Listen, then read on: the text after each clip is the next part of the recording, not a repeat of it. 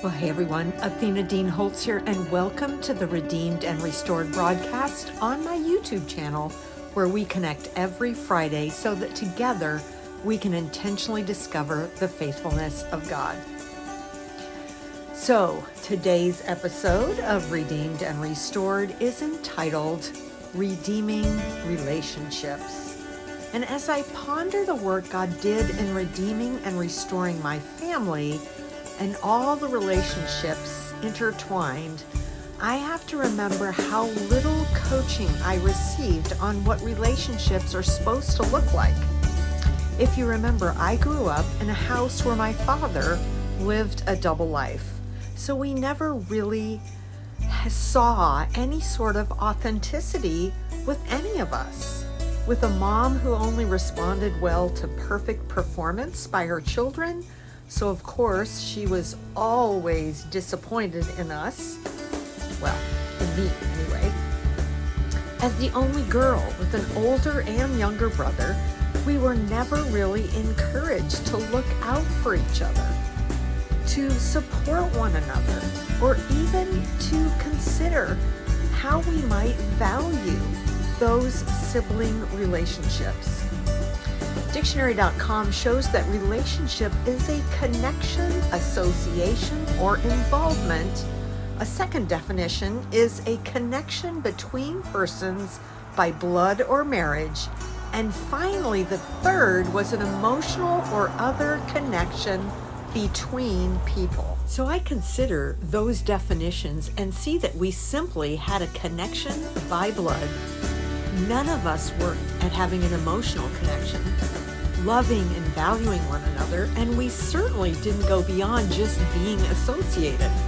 We weren't involved in one another's lives because we were taught to be completely self-centered.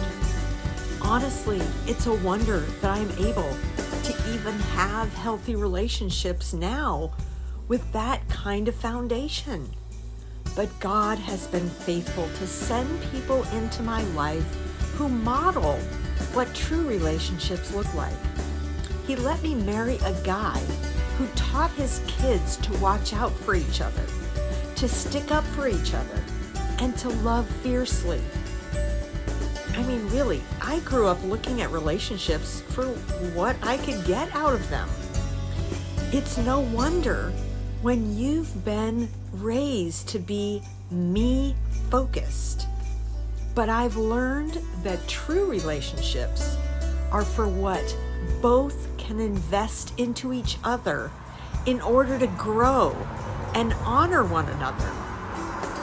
So, I am shooting the introduction to this episode on our front porch, on the little swing out here, where my pastor hubby has lived for 35 years and raised his youngest two under this roof with his late wife of 49 years. Those two, to this day, now in their early 40s, are devoted to each other, always looking out for one another, and loyal to a fault. It's a blessing to have this kind of redemption in my sights. So hey, you know the drill. Be sure to like, follow, share, comment, and click on the notification bells in one of those corners, and even maybe start a conversation under the discussion tab. So hey, let's get started.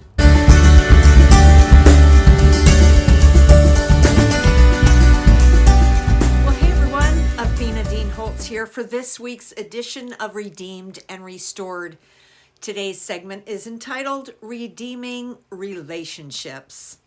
As God continued to work his restoration inside my heart, I had no idea he was preparing me to go into a time of relationship redemption. There were some significant relationships in my life that I had completely trashed while I was deceived. My family of origin was the first, and they were all unbelievers. And I was treating them in such a way, such an un-Christ-like way. My heart breaks when I think about what they were enduring from their perspective. I'd been convinced that I was cutting off my relationships with them in order for them to come to repentance, when all I really did was completely alienate them from the love of God. My dad had passed away a few years after I'd cut off all communication with him, so my brothers got to share their memories from his last moments. I missed so much time with them that could have been used for good, but God was getting ready to redeem my relationship with my mom and my older brother in a tangible way.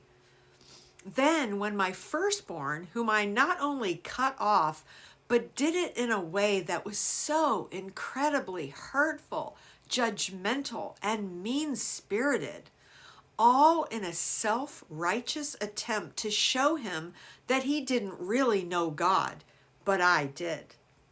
Oh my. Coming to terms with my deception in this area and working through that with him one-on-one was brutal, but oh so needed. I needed to clearly see the pain I caused him, he and his new wife, all the missed years of their young and vibrant family, and then begin to let God work restoration at his pace. I had a lot of trust to rebuild, and it didn't just happen overnight, but it happened, and it happened slowly and intentionally. I was also able to admit to Chuck, my ex-husband, that he was right about Tim Williams and the deception that he promoted. While he'd been married twice since our divorce, he was happily married, so the idea of reconciling as a couple was not an option. But I had to tell him, in no uncertain terms, that he was right, I was wrong in the way I treated him when he walked away from the cult, and all the things that I'd said against him during our divorce. It was a bitter divorce. I had to say, "I'm sorry, Chuck, please forgive me." Those were my words to him 12 years after our falling out. And forgive me, he did. His son, my stepson, I also needed to make amends to, and he welcomed me back into his life with open arms. From day one of my walking away, my youngest son and I processed our feelings. The way I'd been persuaded to treat him as an enemy of the cross was so hurtful. He completely walked away from his faith. For 10 years, he called me every week, showed up unannounced to see his mom, and all I did was ignore his calls and visits. It was a shameful way to treat him, and it wounded him profoundly. We are still working through some of that pain that I caused him oh so long ago.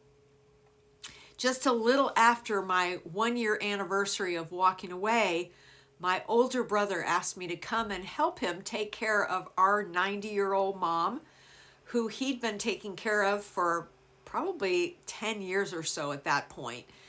And I made it down to San Antonio just in time for Thanksgiving, wondering how I might be able to make some amends of some sort with my mom. Her Alzheimer's was pretty advanced, and she didn't really even remember me at all. But my Bible study fellowship friends infused me with hope when they shared a story of one's mom who was in a similar place, and God still got a hold of her in the midst of it. So within the first few weeks of my being there, God opened up a door with her where she had a very lucid 20 minutes. I was able to share John 3:16 with her in this beautiful Thomas Kinkade poetry book that she had on her night table. Now you have to understand, like, for my mom to even have that book in her house was like so foreign to who she was. But it seemed like the more childlike she had become in her Alzheimer's, perhaps she returned to some of the roots of her early years. We read the scripture together, that God so loved the world that he gave his one and only Son, that whoever believes in him shall not perish, but have everlasting life. And I asked her if she knew Jesus and believed in him. She looked me straight in the eye and said, yes. Never in a million years would I have expected that response from her. But I was rejoicing to know that we both knew that we would see each other again in heaven. So I spent some delightful times with my big brother, getting to know him better and supporting him in his commitment to provide a stable and encouraging environment for our mom in her final years. I'd never really had a relationship in all our growing up years. We were just so opposite. And the 3-year gap between us seemed to keep us in two different worlds. So this time of reconciliation for us was sweet redemption. And I continue to walk through open doors with my little brother. His being 8 years younger than me left a huge gap, and very little work on my part was dedicated toward having any sort of a relationship with him, I am ashamed to say. While in San Antonio, my stepdaughter flew down to spend a weekend with me so we could continue the restoration process that had begun over many, many long phone calls. We'd spent plenty of time processing the pain I'd caused her over the phone, but to take girl time with each other and recount God's faithfulness was such a sweet time of healing for us. It was only 4 months after I moved down to San Antonio before my mom slipped into eternity. But those times were filled with such poignant moments where God spoke of his love for her and for me. From painting her nails to attempting a pedicure for her to changing her messy diapers in the middle of the night, God used her helplessness to show me how he loves us and how he dotes on us, even when we are stinking to high heaven in our sin. His great compassion and empathy for her showed me how he feels about me, even though I still struggle to understand how he could love me that much after all I had done to malign his name and unknowingly lead people astray. But he loves me still and set out to redeem and restore all my shattered relationships. As I look back on the redemption he worked in my family relationships, I can see how much our Father in heaven loves family and how much the enemy wants to destroy it.